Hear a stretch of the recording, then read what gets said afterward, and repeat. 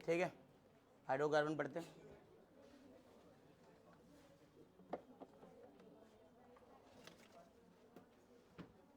ठीक है, तो हाइड्रोकार्बन शुरू करते हैं। सबसे पहले हम लोग पढ़ेंगे एल्केन्स के बारे में। कुछ मेथड्स ऑफ प्रिपरेशन है, ज़ाहिर है इस बैच में ऐसे पढ़ाया जाएगा जैसे आप लोग बहुत सारी चीज़ों को और भी जानते हो। ठीक है ना, मतलब क्लास 12 वाले भी कुछ रिएक्शन होंगे तो उनको भी कवर करके चलेंगे।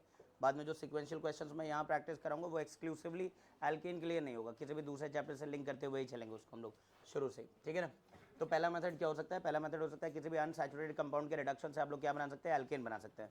नाउ कोई भी अनसैचुरेटेड कंपाउंड मतलब जैसे अल्कीन हो, अल्काइन हो, मतलब डबल बॉन्ड को रिड्यूस करना हो, ट्रिपल बॉन्ड को रिड्यूस करना, नॉन पोलर, डबल और ट्रिपल बॉन्ड, तो आप रिडक्शन का मेथड यूज कर सकते हैं। इसमें क्या क्या रिड्यूसिंग एजेंट यूज कर सकते हैं? हम हाइड्रोजन गैस को पास कर सकते हैं निकल, प्लैटिनम और पैलेडियम की प्रेजेंस में, या हाइड्रोजन गैस पास कर सकते हैं निकल बोराइड की प्रेजेंस में।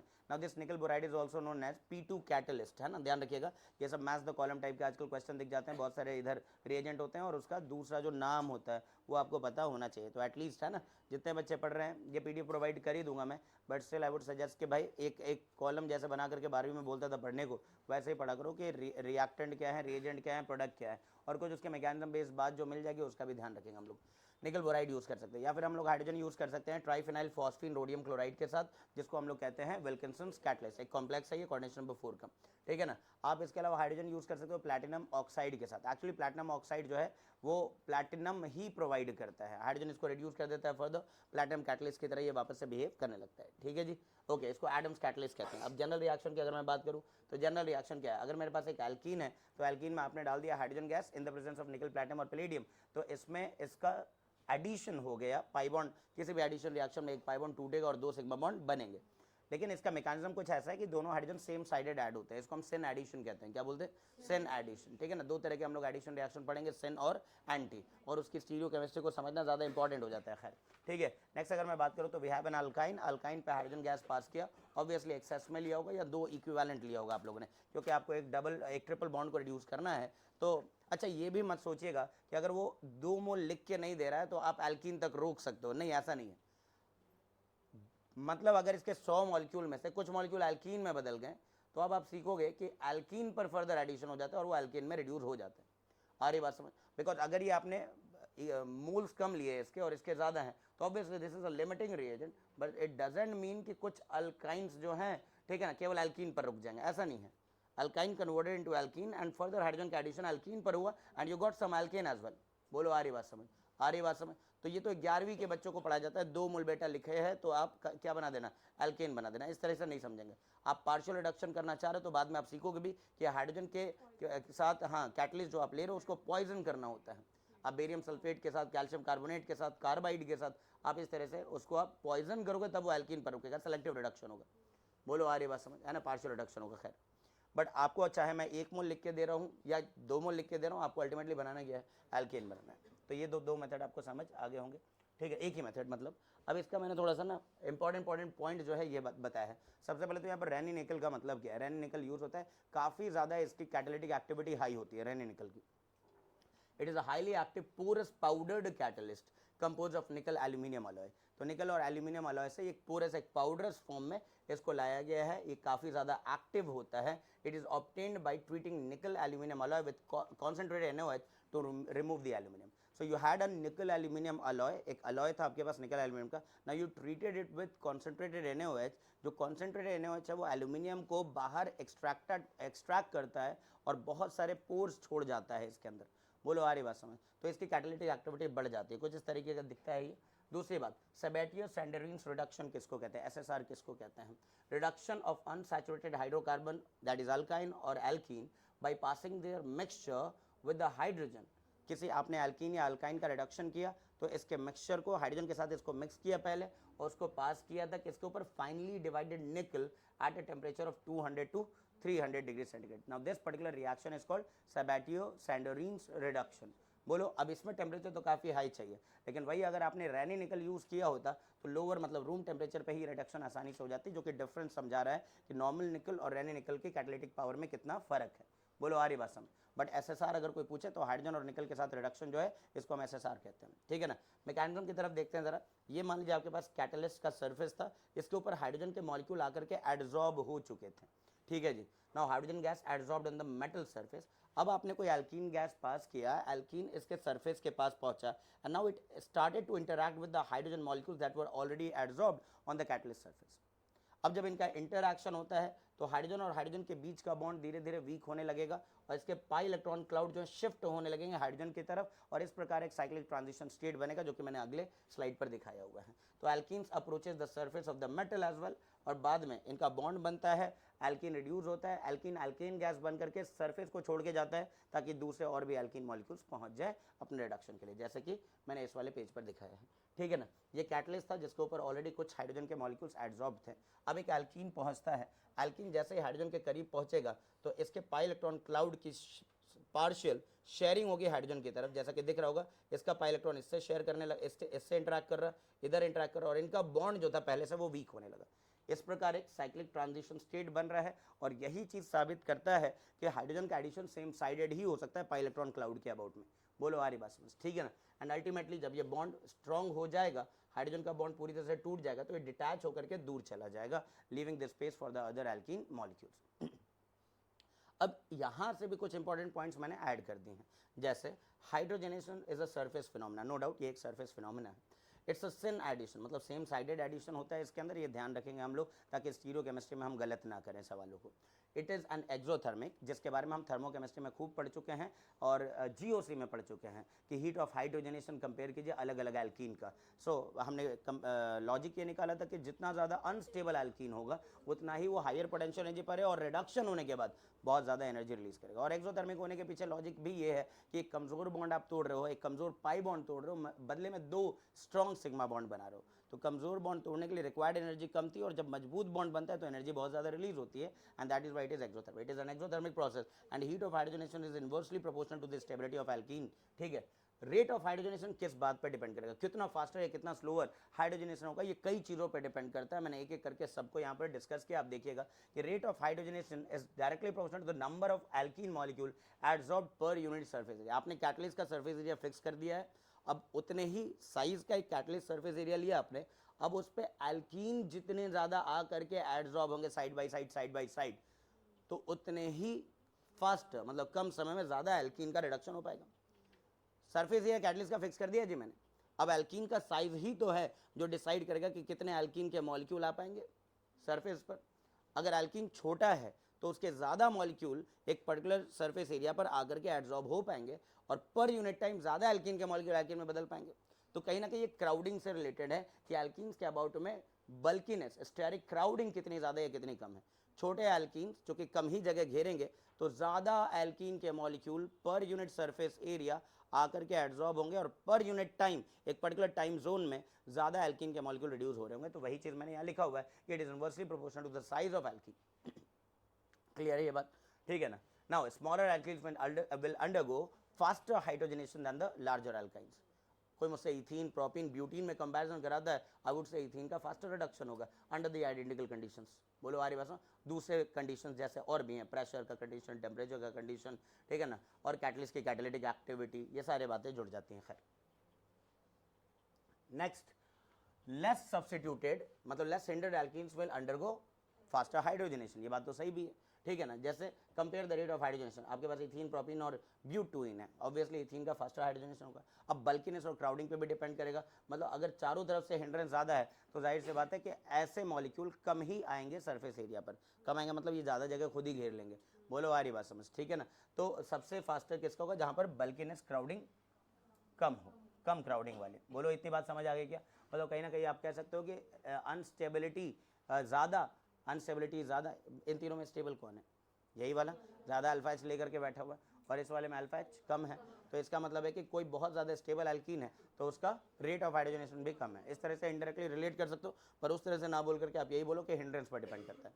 नेक्स्ट, सिस और ट्रांस में अगर कंपेयर किया जाए मैंने बोला सिस का ज़्यादा होगा, पता है क्यों? क्योंकि इसका एक साइड जो है ना अवेलेबल है, आसानी से हाइड्रोजन को अप्रोच करने में दिक्कत नहीं आएगी। लेकिन इसमें आप देखिए कि एक तरफ से हिंड्रेंस है, दूसरी तरफ से भी हिंड्रेंस है, और हाइड्रोजन को आना कहाँ से? सेम साइडेड आना है। अरे बात समझ रहे हो नहीं समझ रहे हो? तो इसका मतलब सिस का हाइड्रोजनेशन फास्टर होगा किससे? ट्रांस से। ये प्लीज ध्यान रखेंगे। Again you can related to the stability again, ठीक है ना, कि सिस थोड़ा सा ट्रांस ज़्यादा स्टेबल होता है compare to the cis isomer, ठीक है। अल्काइन में कंपैरिजन किया मैंने, अल्काइन और एल्कीन में। अल्काइन मॉलिक्यूल्स लीनियर होते हैं, लीनियर होते हैं तो इसका मतलब है कि वो कम ही जगह घेरेंगे, तो ज़्यादा अल्काइन के मॉलिक्यूल पर यूनिट सरफेस एरिया आकर के एब्जॉर्ब हो जाएंगे। बोलो हाँ या ना। तो इसका मतलब है एल्कीन और अल्काइन में अगर कंपेयर किया जाए तो अल्काइन का रिडक्शन फास्टर होगा कंपेयर टू एल्कीन।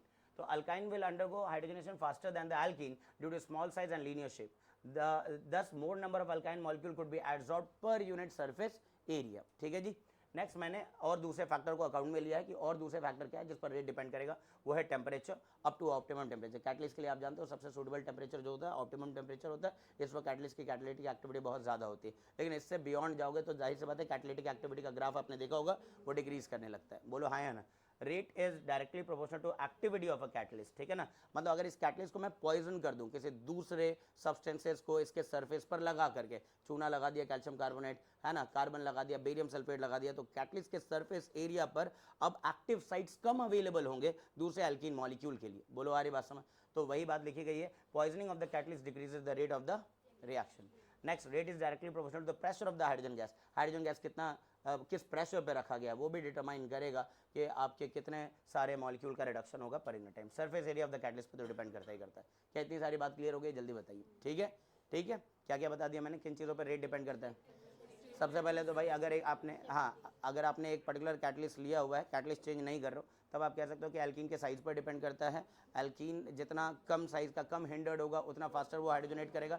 एल्कीन और अल्काइन में अल्काइन का रिडक्शन फास्टर होगा। फिर दूसरी बात हम लोगों ने सिस और ट्रांस में कंपेयर किया तो सिस का रिडक्शन फास्टर होगा क्योंकि एक तरफ से पाई इलेक्ट्रॉन आसानी से अवेलेबल होते हैं रिडक्शन के लिए। नेक्स्ट, इसके बाद हम लोगों ने बोला कि it will depend on the temperature, it will depend on the activity of the catalyst, it will depend on the pressure and the surface area. Right, next आगे आते हैं सीरियो केमिस्ट्री, ये ज़्यादा इंपॉर्टेंट है। ठीक है ना, नीरज जेई के लिए। ठीक है ना, ये ट्रिक आपको पहले भी दिया था मैंने, ये ध्यान रखिएगा। CSE का मतलब क्या हो गया, सिस पर सिन एडिशन करने से एरिथ्रो आइसोमर बनाना। एरिथ्रो याद होगा सेम साइडेड जो दो ग्रुप एडेड होते हैं फिशर के अंदर। ठीक है ना, ट्रांस पर सिन एडिशन करने से थ्रेयो आइसोमर मिलता है। क्या मिलता है? थ्रेयो, जिसमें ऑपोजिट साइडेड दोनों आकर के ऐड हो जाएंगे। ठीक है ना, कुछ एग्जाम्पल भी मैंने यहाँ पर रखे हुए हैं, आप इसको ट्राई एक बार करना चाहें तो बिल्कुल करें। कर लोगे ट्राई या मुझे ही समझाना पड़ेगा? ट्राई करो या मैं बता दूं? एक बताइए सर, समझ नहीं आया क्या बोलना चाह रहे हैं। चलिए इस वाले में समझिएगा ज़रा। अब इन दोनों पर हाइड्रोजन सेम साइडेड आएगा, लेकिन मुझे इसका ना एक फिशर बना के देना है। सही ऑप्शन में आपको एक फिशर बनाना है।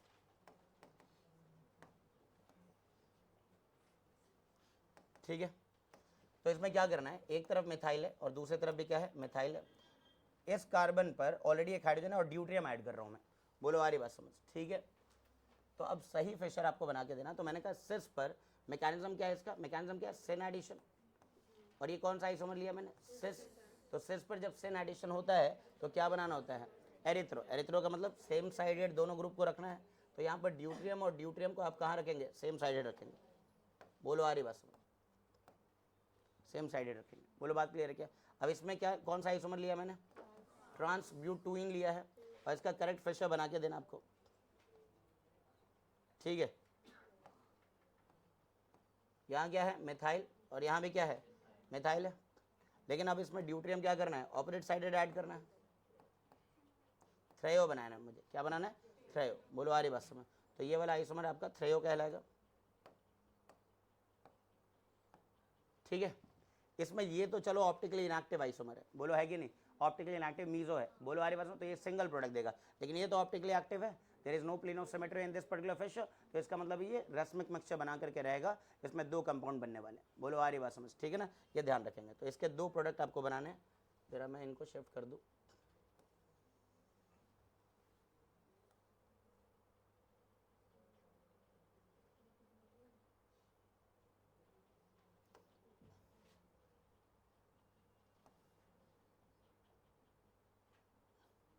हाँ जी, इसका एक मिरर इमेज आइसोमर भी बनाएंगे आप लोग। ड्यूट्रियम यहाँ रख लीजिए और एक यहाँ रख लीजिए।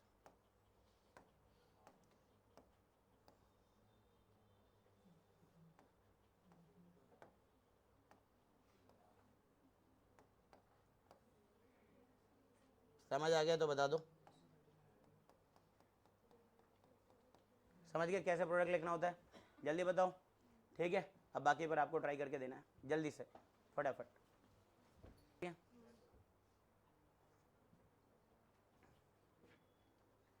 कनेक्ट हो गया क्या? क्वेश्चन दिख रहा है सभी को? जल्दी ट्राई करें, जल्दी। चले भाई आगे चलें, चलो चलिए इनको डिस्कस कर लेते हैं फटाफट। ओके, इस वाले में क्या बनाना है? सेस आइसोमर लिया मैंने, बोलो हाँ है ना। और ये कौन सा एडिशन करता है? सेन।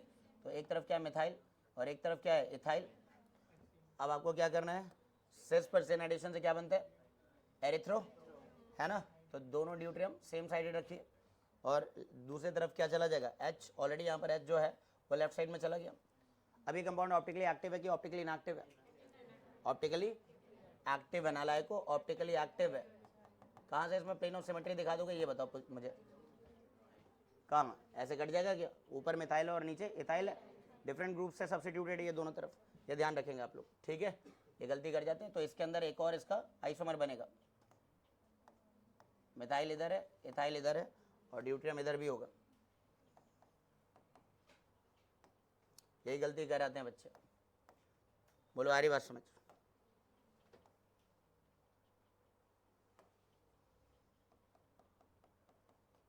ये मेरा इमेज आइसोमर से, बोलो आ रही बात समझ? ये तो ऑप्टिकली इनएक्टिव था अनडाउटेडली।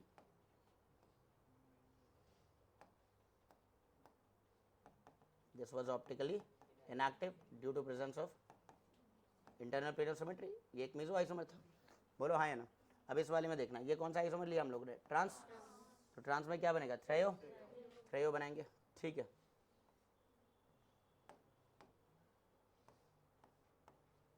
नजर आ रहा है क्या? है ना। इधर क्या रखना है? मिथाइल, और इधर क्या रखना है? इथाइल। और थ्रेयो में क्या करना है? ऑपरेट ऐड करना है, ड्यूट्रियम इधर और ड्यूट्रियम इधर, और दूसरी तरफ क्या ऐड करना है? हाइड्रोजन। बोलो हाँ है ना। ये तो डेफिनेटली ऑप्टिकली एक्टिव है, तो इसका एक दूसरा आइसोमर भी बनेगा। मिरर इमेज आइसोमर इसका भी बनाओ। मिथाइल रख दिया, इथाइल रख दिया, और एक ड्यूट्रियम इधर और एक ड्यूट्रियम इधर कर दिया। बोलो क्या ये बात समझ आ गई? ध्यान रखिएगा, इधर भी आपको रेसमिक मिक्सचर मिलेगा।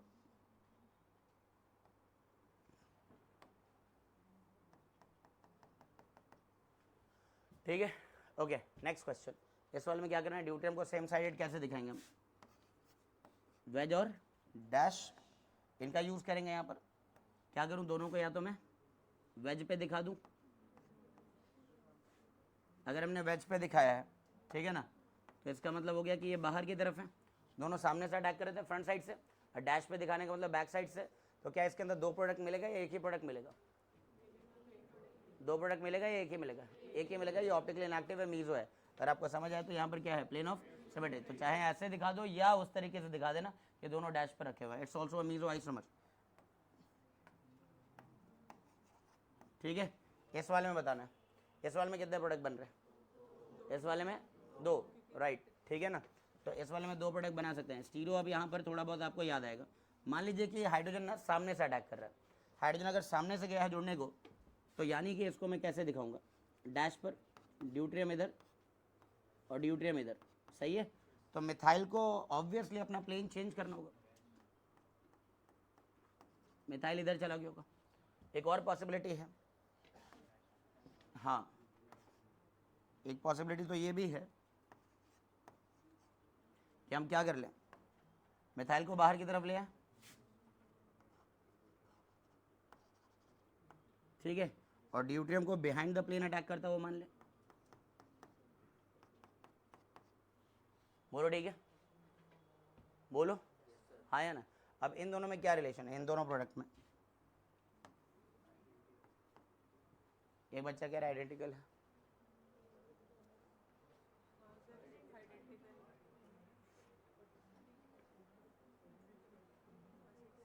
अगर दो कैरल सेंटर है, इसके अंदर कितने कैरल सेंटर है? दो। अगर दो कैरल सेंटर है और दोनों पर एक साथ है ना बॉन्ड का नेचर बदले, तो इसका मतलब ये दोनों क्या एनांशियोमर्स है एक दूसरे के? अरे बात समझ आ रही क्या?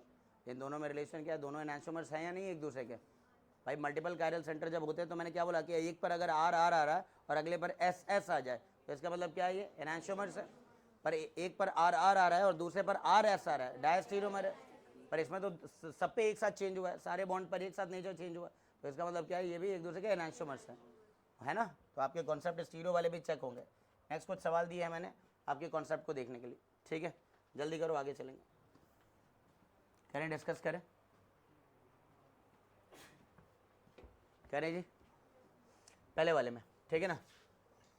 अभी तो ये दोनों मिथाइल प्लेन में ही है, sp2 कार्बन से जुड़े हुए हैं डायरेक्टली, तो मतलब जिस प्लेन में ये रिंग है उसी प्लेन में ये दोनों मिथाइल हैं। तो मैं चाहूँ इसको सामने से ले आऊँ, चाहूँ तो बिहाइंड द प्लेन लेकर के आऊँ। तो दो पॉसिबिलिटीज़ यहाँ पर भी हैं, ठीक है, कि अगर ये बैक अटैक हुआ होगा तो मिथाइल बाहर आ जाएगा।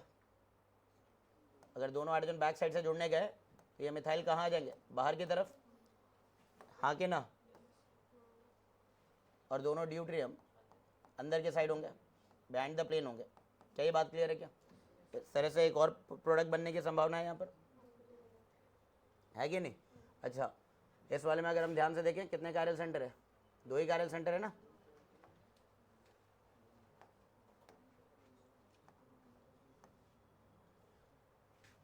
कि आपका मिथाइल बिहाइंड द प्लेन चला जाए और ड्यूट्रियम हमारा आउटसाइड आ जाए।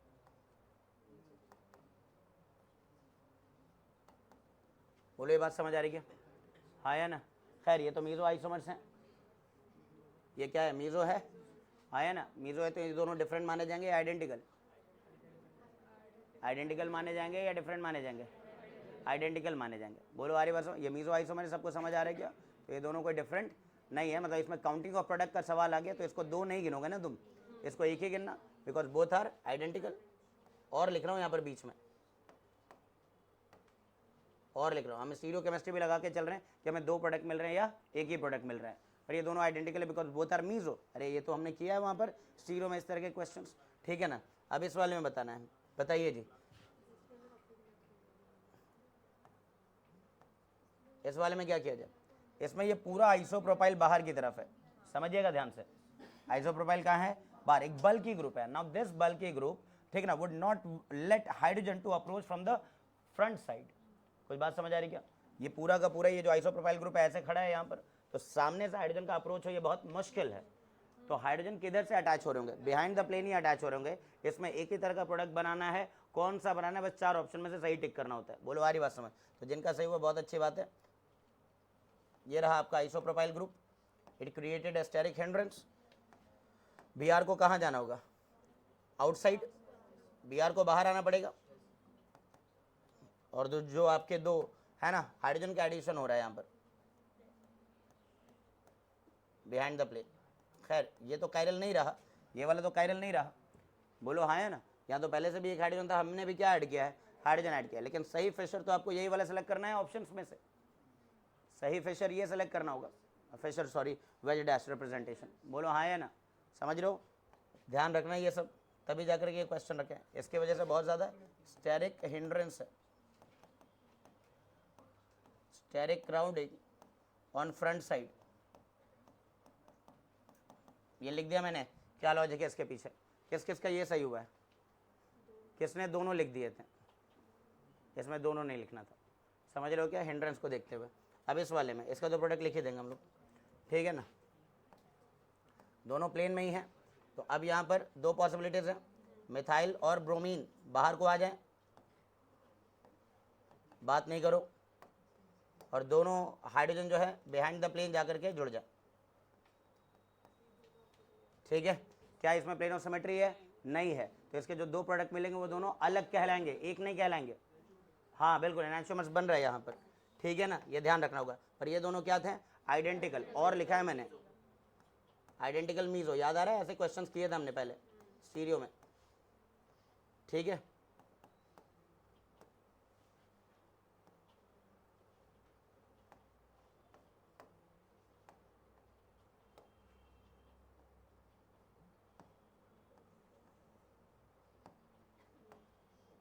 कार्तिक समझ आ रहा है तुम्हें ये सब?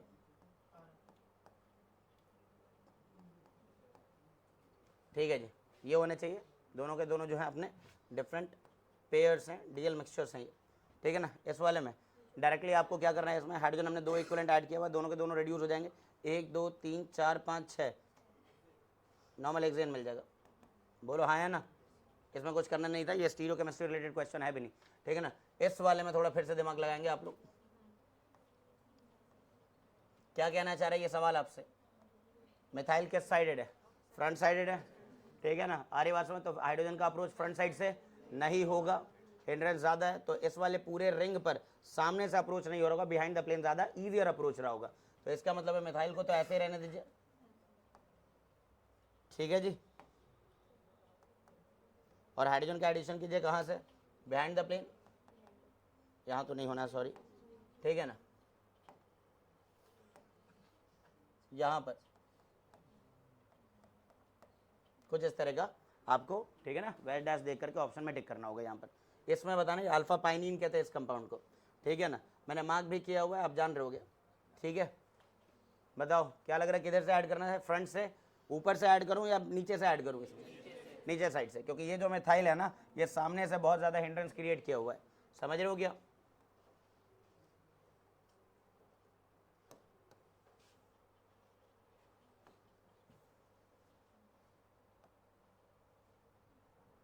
ज़्यादा ही मिट गया यार, ठीक है।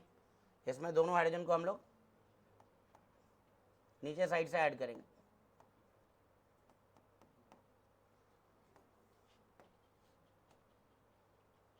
और ये मिथाइल बाहर आ जाएगा, प्लेन को छोड़ करके बाहर आ जाएगा, अभी प्लेन में है, अभी ये ऊपर को आने लगेगा। बोलो आ रही बात समझ, क्या इतनी कहानी क्लियर है, जल्दी समझ आ रहा है जितने लोग बैठे हुए हैं। इसमें बताओ क्या करना है, साइक्लोहेक्सेन बनाएंगे, ठीक है ना। बेंजीन वैसे तो एरोमेटिक होता है, जल्दी अपनी एरोमेटिसिटी को लूज करना नहीं चाहता है, फिर भी अगर आप इसका हाइड्रोजनेशन करना चाहते हैं, so you require what, higher temperature of 200 to 250 degree centigrade, और टेम्परेचर भी इसमें, प्रेशर भी बहुत हाई चाहिए होता है, 30 से लेकर के करीबन 50 के आसपास तक साइक्लोहेक्सेन बन जाएगा। बोलो, मेरे ख्याल से ये समझ सबको आ गया होगा, इसमें कोई दिक्कत नहीं। चलिए जी नेक्स्ट, कुछ और भी इंपॉर्टेंट बात बता दी है, वैसे तो पूरा रिडक्शन नहीं पढ़ाना चाहता मैं यहाँ पर कुछ चीज़ें और बता दी हैं जो कि आप पहले से 12th में पढ़ चुके होते हो, ठीक है ना। Alkenes are much more reactive than other unsaturated functional groups like aldehydes, like ketones, like nitriles, C triple bond N और ester towards catalytic hydrogenation under mild condition. Normal condition में अगर मेरे पास किसी कंपाउंड के अंदर डबल बॉन्ड भी है और कीटोनिक या नाइट्राइल एंड एस्टर भी है, तो नॉर्मल कंडीशन में रूम टेम्परेचर पे अगर हम लोग बात करें तो भाई एल्कीन का रिडक्शन फास्टर होता है, ये ज़्यादा रिएक्टिव होते हैं टुवर्ड्स रिडक्शन। बोलो आ रही बात समझ, ठीक है। लेकिन मान लीजिए कि मैं एक हायर टेम्परेचर पे बात कर रहा हूँ, हाई प्रेशर और हाई टेम्परेचर पे, तब तो जाहिर है हम जानते हैं, क्लास 12 में पढ़ चुके हैं, एल्डिहाइड और कीटोन का रिडक्शन किया जाए हाइड्रोजन के साथ तो अल्कोहल देते हैं। ये एल्डिहाइड्स 1 डिग्री अल्कोहल बनाते हैं और कीटोन्स 2 डिग्री अल्कोहल, पर वो नॉर्मल कंडीशन में नहीं है। बोलो आ रही बात समझ, ठीक है ना। Therefore hydrogenation occurs selectively at alkene with unsaturated aldehydes, ketones, nitriles and ester at room temperature, है ना। Therefore hydrogenation occurs selectively at alkene, ठीक है ना, with unsaturated aldehyde, ketone, nitrile and ester, ठीक है ना। इसमें ये सेंटेंस पूरा नहीं है, remains, है ना, प्रोटेक्टेड। बेसिकली इसमें ये होना चाहिए कि इन पर कोई असर नहीं होता है। Reaction with these functional groups occur under vigorous condition, तो आप यहाँ से लिखिए एट एल्कीन, और यहाँ पर ये हटाइए, यहाँ फुल स्टॉप दे दीजिए, अब समझ आ जाएगा, ठीक है। Unsaturated aldehyde, ketone, nitriles and ester, इन पर रूम टेम्परेचर पे कोई फर्क नहीं पड़ेगा, है ना।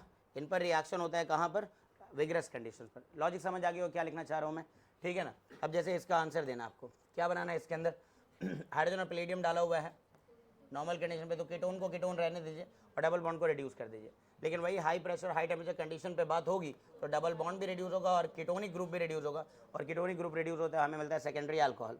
उसी तरीके से यहाँ पर हाइड्रोजन और प्लेडियम डाल रहे हो आप लोग, तो आप डबल बॉन्ड को तो रिड्यूस कर देंगे, एल्डिहाइड को प्रोटेक्टेड रखेंगे।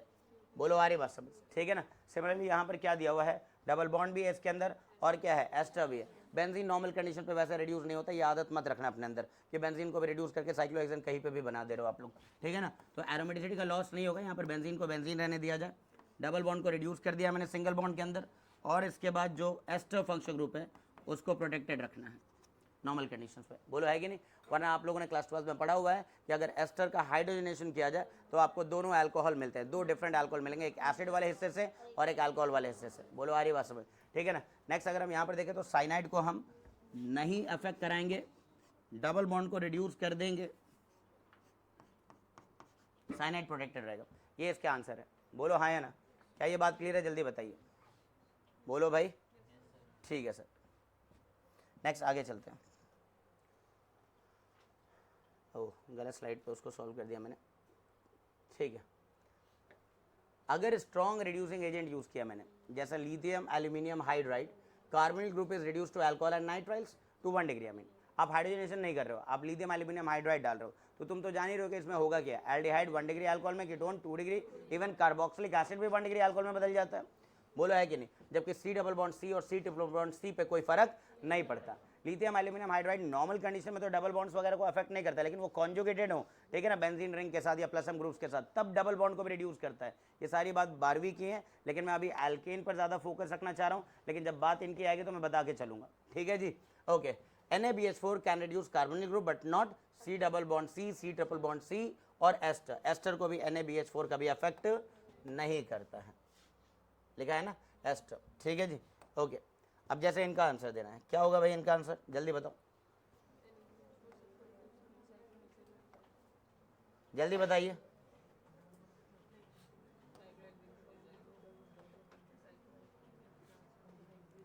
इनका प्रोडक्ट जल्दी लिखेंगे।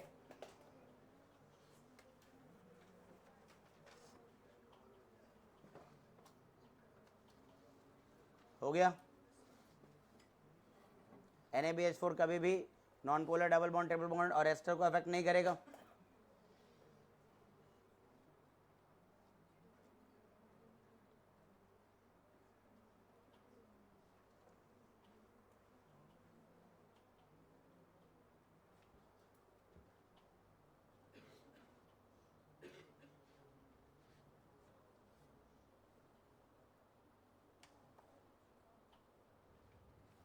हो गया, हो गया, इधर तो हो गया बच्चों से। चलो भाई, क्या डबल बॉन्ड को अफेक्ट करना है? NaBH4 से तो नहीं होगा सर, सिर्फ कीटोनिक ग्रुप अफेक्ट हो जाएगा और ये OH में बदल जाएगा, है ना। नेक्स्ट आगे चले तो इस वाले बेंजीन पर कोई इफेक्ट नहीं होगा। और अपने पास एल्डिहाइड है, तो एल्डिहाइड कन्वर्ट हो जाएगा किसमें? अल्कोहल में, 1 डिग्री अल्कोहल CH2OH। बोलो आ रही बात समझ? नेक्स्ट आगे चले इस वाले में, तो हमारे पास क्या है? एस्टर। क्या एस्टर को NaBH4 अफेक्ट करता है? नहीं करता है। क्या डबल बॉन्ड को अफेक्ट करता है? नहीं करता है। किसको करेगा? कीटोन को। कीटोन से क्या बनाएगा? ये सेकेंडरी अल्कोहल, यहाँ पर बन गया सेकेंडरी अल्कोहल, समझ आ रहा होगा। डबल बॉन्ड वैसे ही रह गया और एस्टर हमारा वैसे ही रह गया। ठीक है, नेक्स्ट यहाँ पर क्या है? एक ट्रिपल बॉन्ड है और क्या है? C double bond O group है, तो कीटोनिक ग्रुप को ये रिड्यूस कर देगा, अल्कोहल में बदलेगा इसको, CHOH, H2PD डाला हम लोगों ने, यस। तो H2PD क्या करेगा जी? हाइड्रोजन, ये डबल बॉन्ड को भी क्या करेगा? ट्रिपल बॉन्ड को भी रिड्यूस कर देगा। इसमें दोनों ही ऐड कर देता हूं मैं।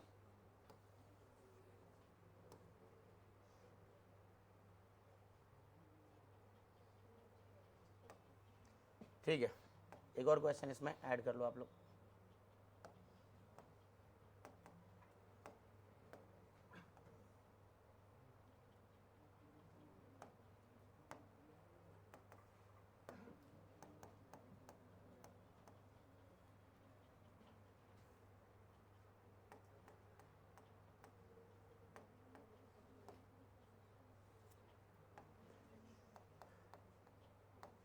हाँ, NaBH4 डाला हम लोगों ने, तो NaBH4 ट्रिपल बॉन्ड को अफेक्ट नहीं करेगा, कीटोनिक ग्रुप को रिड्यूस कर देगा।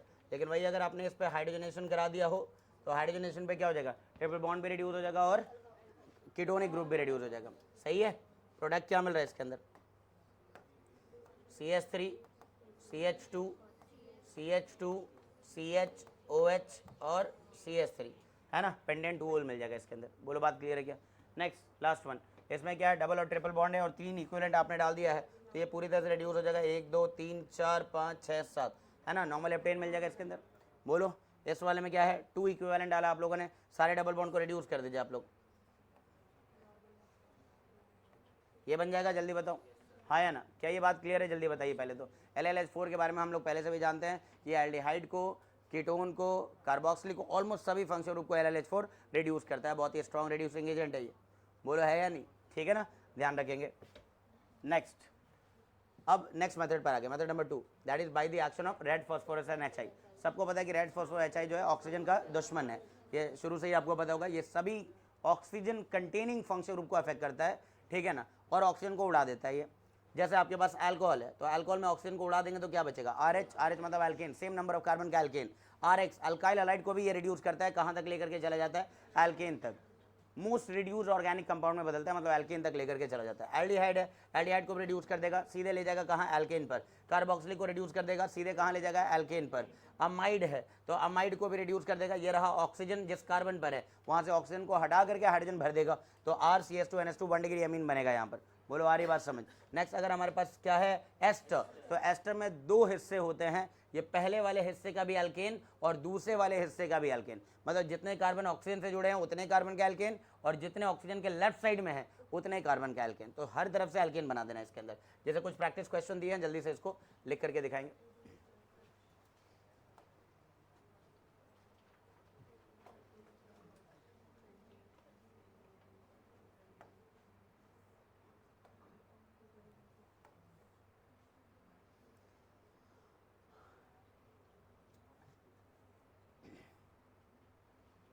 हो गया? करना ही क्या है इसमें, तो है ना, इससे आसान रिएक्शन क्या ही मिलेगा तुम्हें? नॉर्मल पेंटेन बनेगा, बोलो हाँ कि ना? इस वाले में क्या बन रहा है? नॉर्मल पेंटेन अगेन, इसमें नॉर्मल हेक्सेन। अब चूंकि ये ड्रॉपर्स बैच है तो आप लोग जानते हो कि यहाँ लाने के बाद ये तुमसे बेंजीन बनवा सकता है एरोमेटाइजेशन करके। बेंजीन बनाने के बाद किसी भी दूसरे तरफ जा सकते हो, किसी भी कंपाउंड पे जा सकते हो। नॉर्मल हेक्सेन का एरोमेटाइजेशन तो सुना ही होगा, है ना? V2O5 Cr2O3 molybdenum trioxide 773 kelvin 10 to 20 ATM pressure, ये कंडीशन NCERT में मेंशन की गई है। अब इसके अंदर अगर हम बात करें तो सभी के सभी कार्बन जहाँ ऑक्सीजन है सबसे उड़ा दो, क्या है ये? 3-इथाइल पेंटेन, ये तो बनेगा 3-इथाइल पेंटेन, सही है। कार्बन गिन लेना भाई, 1 2 3 4 5, हाँ 5 कार्बन इधर है और इथाइल ग्रुप इधर लग जाएगा। नेक्स्ट, इस वाले में क्या बनाना है? रेड फॉर HI साइक्लोहेक्सेन बना दीजिए सर। क्या ये बात क्लियर है? जल्दी बताइए। नेक्स्ट पेज, इनके प्रोडक्ट लिख के दिखाइए, अभी आसान नहीं होता है। चले आगे, जल्दी बताइए। इसमें क्या बनाना है जी? एस्टर है सर। एक तरफ 3 कार्बन नजर आ रहे हैं, जल्दी बताओ भाई कितने कार्बन नजर आ रहे हैं? 1 2 3, तो यहाँ से प्रोपेन बना देना और उधर से इथेन बना देना। प्रोपेन और इथेन का मिक्सचर बना दो इधर, ये प्रोपेन हो गया और एक इथेन हो गया, लिख दूँ ऐसे, समझ आ जाएगा आपको। ये क्या लिया गया है? अमाइड। अमाइड को किस में बदलता है ये?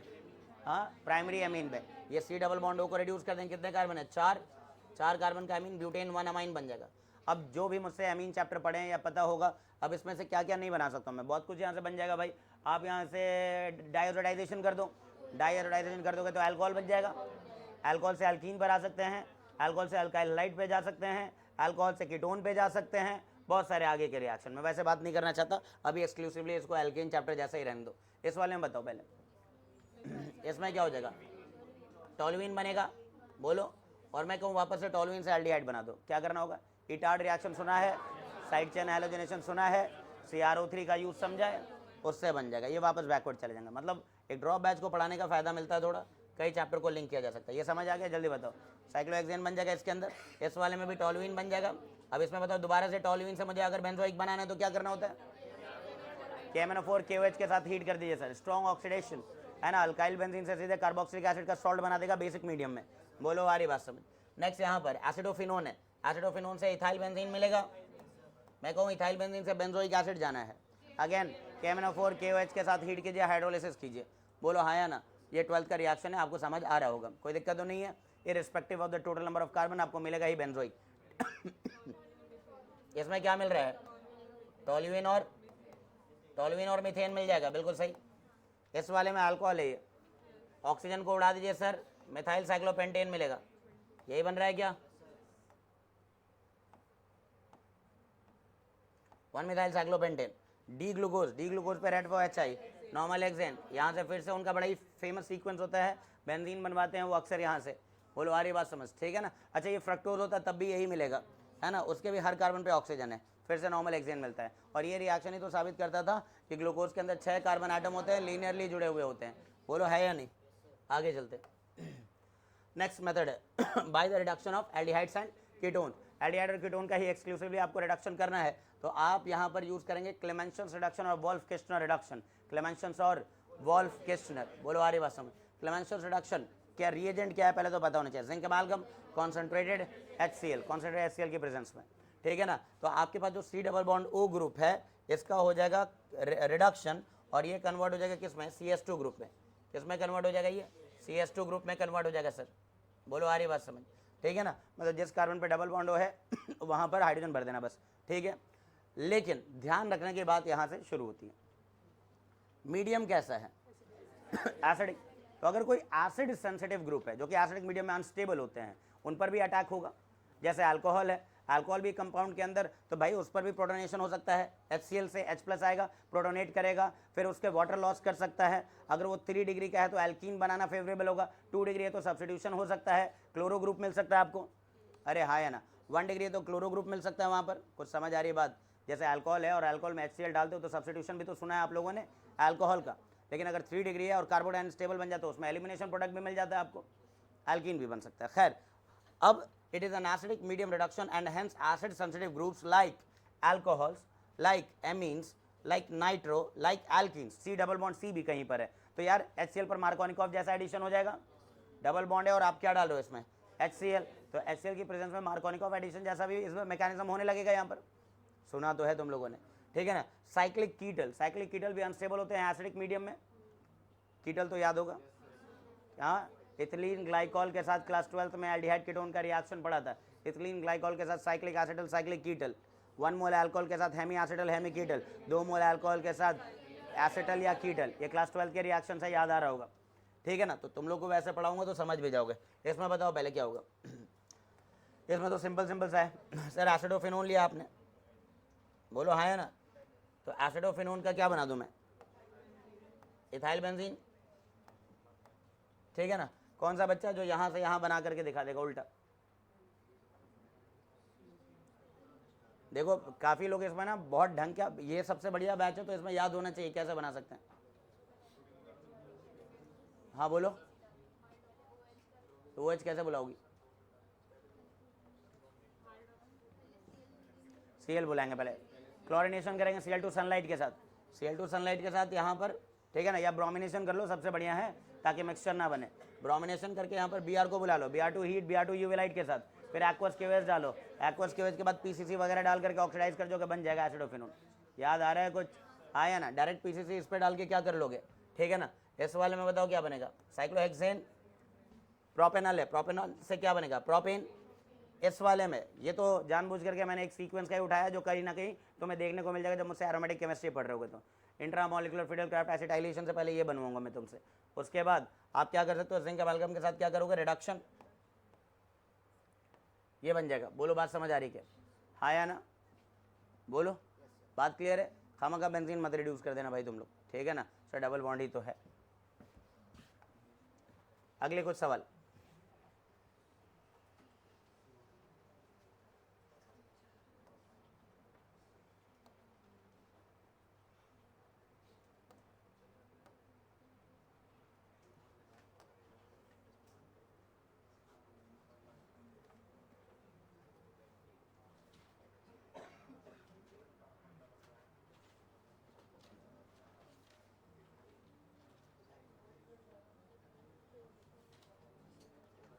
चलिए स्लाइड तैयार करते करते मुझे 11 बज गए थे यहाँ पर, इतना सही तैयार करने में।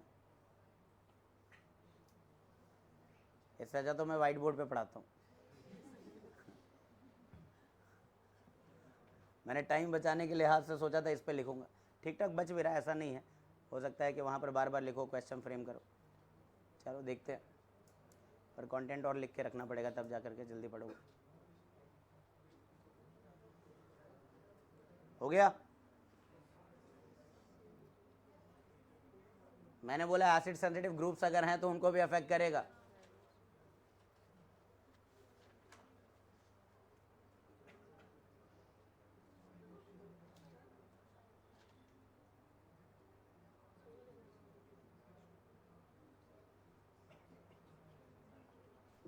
ये साइक्लिक दिख रहा है आप लोगों को?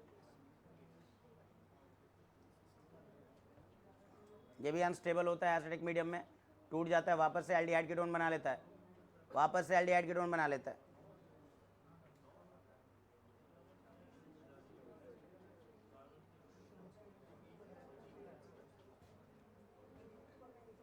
थोड़ा इसका मैकेनिज्म पहले समझ लें, पहले मैकेनिज्म समझ लो, फिर हिंट मिल जाएगा तुम्हें खुद ही, ठीक है ना। मान लो हमारे पास एल्डिहाइड या कीटोन है, तो आपने क्या डाला है, concentrated HCl along with zinc अमालगम, zinc अमालगम। तो HCl डाला है तो H+ तो है ही।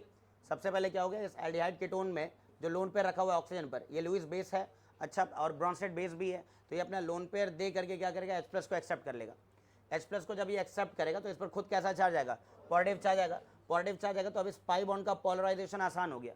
अब ये पाई बॉन्ड को पोलराइज करने के लिए जिंक ने 2 इलेक्ट्रॉन भेज दिए। जिंक ने क्या भेज दिए, 2 इलेक्ट्रॉन। जिंक का 2 इलेक्ट्रॉन, ऐसा समझो कोई न्यूक्लियोफाइल है, ये जा करके इस इलेक्ट्रोफिलिक कार्बन पर ऐड होगा। बोलो आ रही बात समझ? तो ये पाई इलेक्ट्रॉन पूरी तरह से क्लीव हो जाएगा एक तरफ। तो यहाँ पर क्या बन गया, OH, और यहाँ पर चूंकि ये बॉन्ड टूटता तो इस पर प्लस का चार्ज आता। प्लस का मतलब इसको इलेक्ट्रॉनों की अपनी भी कमी हो गई, तो इसलिए बदले में कितने इलेक्ट्रॉन आ रहे हैं, 2 आ रहे हैं, तो एक इलेक्ट्रॉन पेयर आ जाएगा, एक लोन पेयर आ जाएगा, इस पर नेगेटिव चार्ज आ जाएगा। बोलो हाँ या ना, क्या ये बात क्लियर है? अब ये नेगेटिव चार्ज अच्छा बेस होता है, सब लोग जान रहे हैं, carbanion are stronger bases. Periodic table में लेफ्ट टू राइट जाते हो तो C negative, OH negative, N negative और F नेगेटिव में सबसे स्ट्रॉन्ग बेस कौन है, C नेगेटिव। इलेक्ट्रोनेगेटिविटी रूल लगता है नहीं लगता है, तो ये बहुत ही स्ट्रॉन्ग बेस है। तो अभी मीडियम एसिडिक तो है ही, तो ये H+ खा जाएगा वहां से। H+ जैसे ही एक्सेप्ट करेगा, यहाँ पर एक हाइड्रोजन तो इस पर आ जाएगा, बोलो एक H+ इस पर आ गया, जिसकी वजह से CH बॉन्ड बना, और एक इस पर भी तो प्रोटोनेशन होगा, अल्कोहल पे भी प्रोटोनेशन हो रहा होगा। अल्कोहल एसिडिक मीडियम में प्रोटोनेट होते हैं कि नहीं होते हैं, तो ये प्रोटोनेट कर जाएगा। क्लियर? अब जब ऑक्सीजन पर 2 हाइड्रोजन आ गए और इस पर प्लस का चार्ज आ गया, तो ये तो अच्छा लिविंग ग्रुप हो गया है। अब ये बॉन्ड पूरी तरह से क्या हो जाएगा, टूट जाएगा इधर की तरफ, और इस बॉन्ड के टूटने की वजह से, रुक जाओ यार, ठीक है ना, ये बॉन्ड के टूटने की वजह से कार्बन पर फिर से कैसा चार्ज आ जाएगा, पॉजिटिव चार्ज आ जाएगा। फिर से जिंक ने अपने 2 इलेक्ट्रॉन दिए, 2 इलेक्ट्रॉन दिए तो नेगेटिव चार्ज फिर से आया इस पर। भाई प्लस चार्ज है इस पर, और इस पर एक इलेक्ट्रॉन आएगा तो ये न्यूट्रल हुआ होगा, एक और इलेक्ट्रॉन आएगा तो लोन पेयर हो जाएगा, इस पर नेगेटिव चार्ज हो जाएगा। तो फिर से नेगेटिव चार्ज आया, फिर से प्रोटोनेशन हुआ, और आपको मिल गया एल्कीन। बोलो आ रही बात समझ? तो इसका मैकेनिज्म समझ आ गया होगा। मैंने क्या लिखा है यहाँ पर कि एल्डिहाइड कीटोन का ग्रुप कैसे CH2 में बदल रहा है, मेरे ख्याल से समझ आ गया होगा। तो इलेक्ट्रॉन चाहिए होता है जो कि जिंक अमालगम से आपको मिल जा रहा है, ठीक है। दूसरी बात, अगर ये OH होता तो बस यही वाला काम हो रहा होगा, समझो जो बीच में आपको दिख रहा है, बीच में ये OH पर क्या हो रहा है, प्रोटोनेशन, फिर ये निकल सकता है, कार्बोकैटायन बना सकता है। अब कार्बोकैटायन बना है, कार्बोकैटायन बना है तो फिर से ये वाला काम चल रहा होगा, नेगेटिव आ रहा होगा और फिर H+ आ जाएगा।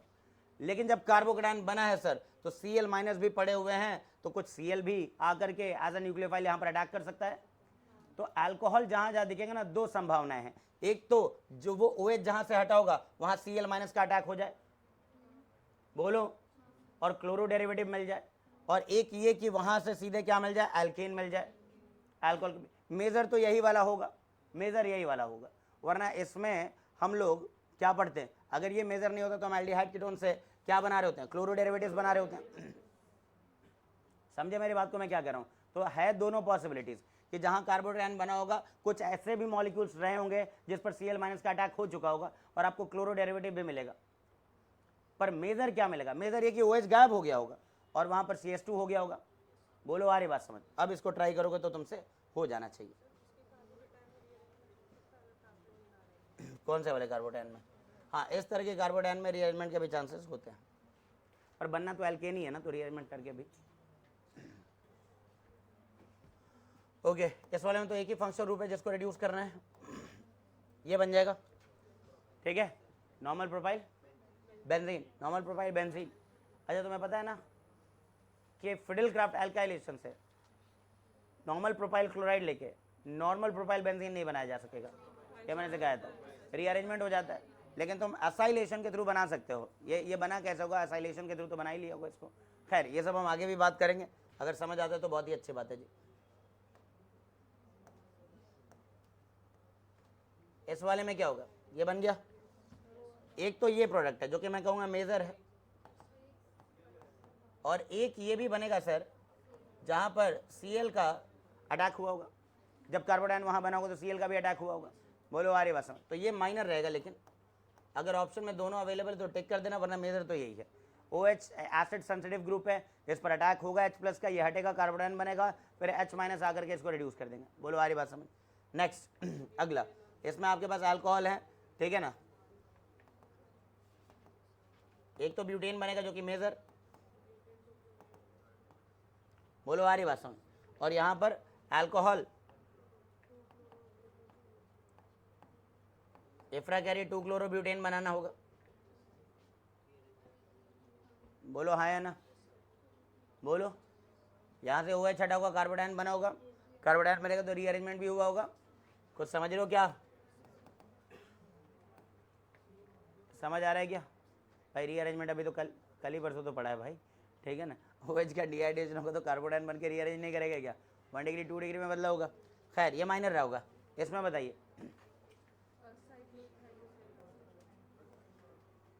1 मिथाइल साइक्लोहेक्सेन और एक मिथाइल और क्लोरो, ये माइनर रहा होगा। बोलो है या नहीं? अच्छा 3 डिग्री अल्कोहल होगा तो कई जगह वो एल्कीन भी बना रहा होगा, ध्यान रख लेना। 3 डिग्री अल्कोहल के साथ क्या बनाएगा वो? एल्कीन भी। समझ रहे हो क्या? डिहाइड्रेशन करते ही 3 डिग्री अल्कोहल डिहाइड्रेट तेजी से करते हैं और एल्कीन बनाते हैं, समझे क्या? खैर इस वाले में ये क्या लिया गया? साइक्लिक कीटल लिया गया। तो साइक्लिक कीटल वापस से क्या करेगा? हाँ अपने ओरिजिनल कीटोन बना लेगा ये, समझे क्या?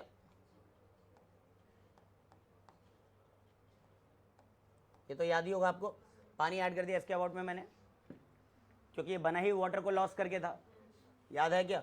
इस वाले का तो रिडक्शन हो ही जाएगा, खैर नीचे वाले का तो, इसका तो रिडक्शन कर दिया। अब इस पर क्या आएगा? 2 OH, जो कि जानते हो कि जर्मिनल डायोल अनस्टेबल होते हैं।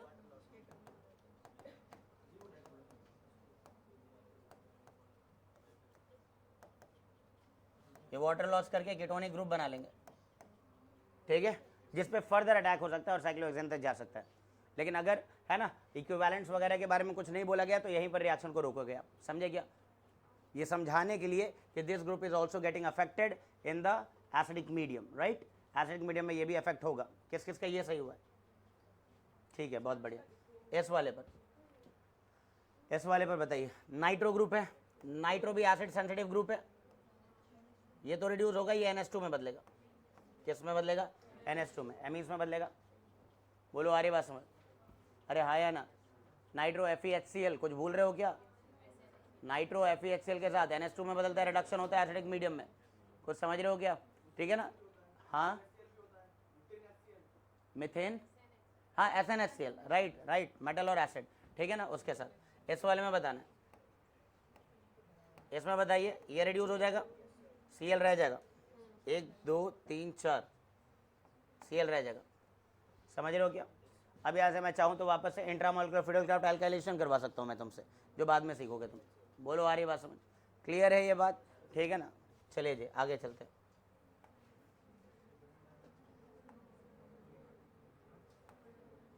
वोल्फ-केस्टनर रिडक्शन, वोल्फ-केस्टनर रिडक्शन, अब यहाँ से मुझे लिखना ही पड़ेगा। रिएजेंट क्या होता है इसमें?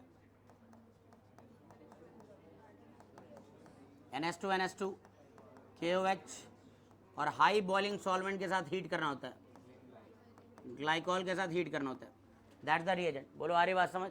ठीक है ना? बोल, पहले आपको क्या करना है? एल्डिहाइड कीटोन में हाइड्राजीन का एडिशन करना है ताकि आप हाइड्राजोन बना सको। फिर वो हाइड्राजोन में जब बेसिक मीडियम में रिएक्शन करोगे और इसको हीट करोगे तो फिर नाइट्रोजन गैस का रिलीज होता है अल्टीमेटली और रिडक्शन होता है, ये एल्केन में बदलता है, ठीक है? रिएक्शन कुछ इस तरह का है।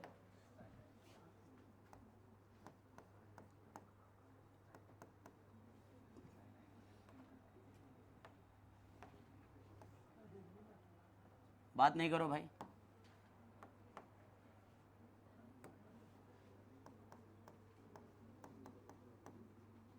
NH2 डाला तो पहले क्या बनेगा इसके अंदर? हाइड्राजोन, ठीक है ना? तो हाइड्राजोन बनेगा पहले, तो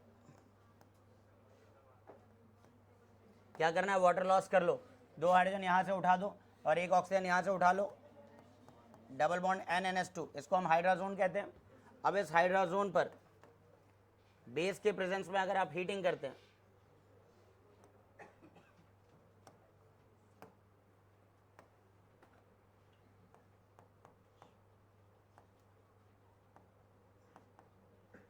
तो फाइनली आपको क्या मिलेगा, alkene.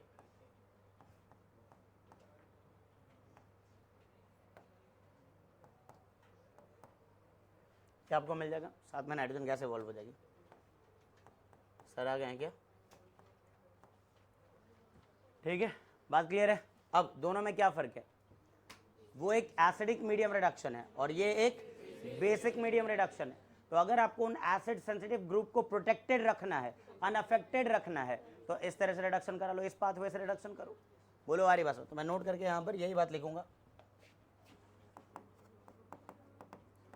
Since this reduction is a basic medium reduction,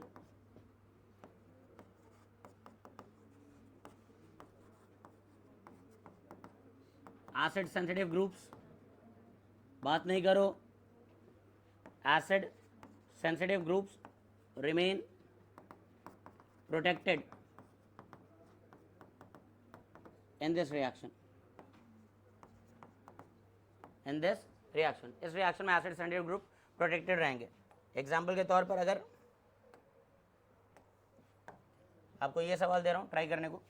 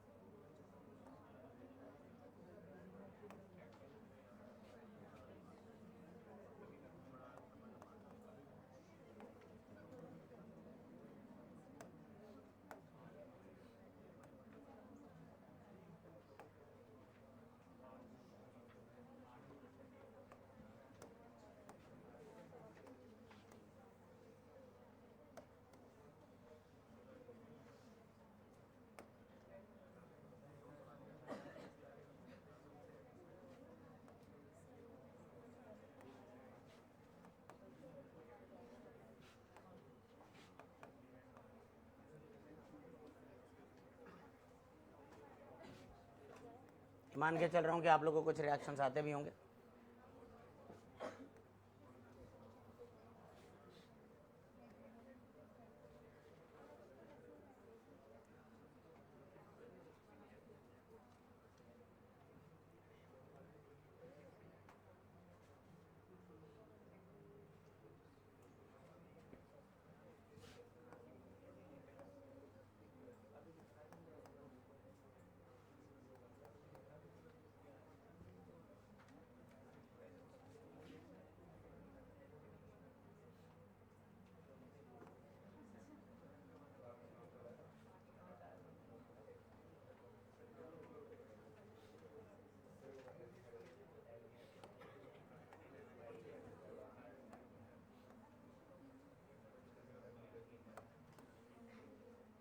हो गया होगा जी सर, ठीक है ना, हो गया, जल्दी बताइए। इस वाले में क्या बना है, साइक्लोहेक्सेनॉल, यही है, दोनों में अंतर समझ आ गया होगा। इस वाले में ये भी इफेक्ट हुआ था ये, और उस वाले में नहीं हुआ तब, ठीक है ना। इसमें बताओ,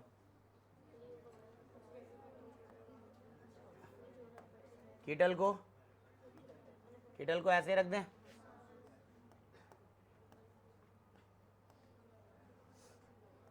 और ये CH3 में बदल गया, यही है, बताओ, ठीक है। CH3 में तो बदलेगा, एल्डिहाइड ग्रुप है, ठीक है। इसमें बताना है कितने कार्बन है अपने पास, 4,